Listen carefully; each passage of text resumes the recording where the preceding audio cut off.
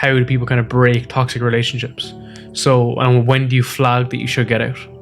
Here's what I would say. Sometimes you're in a relationship and it's caused so much biological kind of biochemical disruption that you literally can't soothe yourself. You literally can't calm down. Your neurotransmitters are all over the place. You're thinking about this, you're preoccupied. If it's getting to that point where it's actually getting abusive and you're still in that relationship because you just can't let go, take something. Don't be too proud. Yeah, do not be too proud.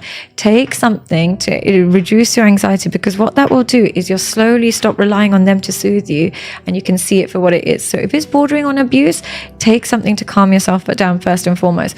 If it's not, and it is just a case of you're just attached to the wrong person, here's what it is. In order to maintain that relationship, your love for that, you must be loving that person more than you're respecting yourself.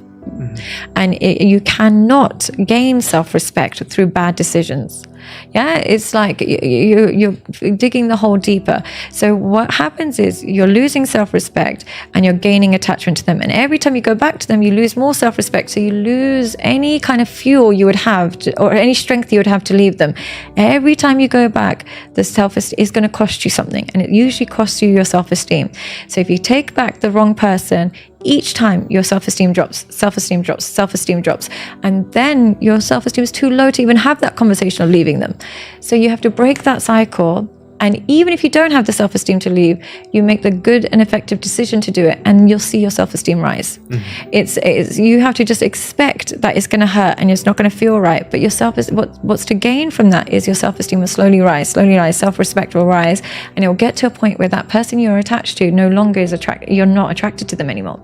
But when you go back to them, what happens? Self-esteem drops, and they still seem on a pedestal.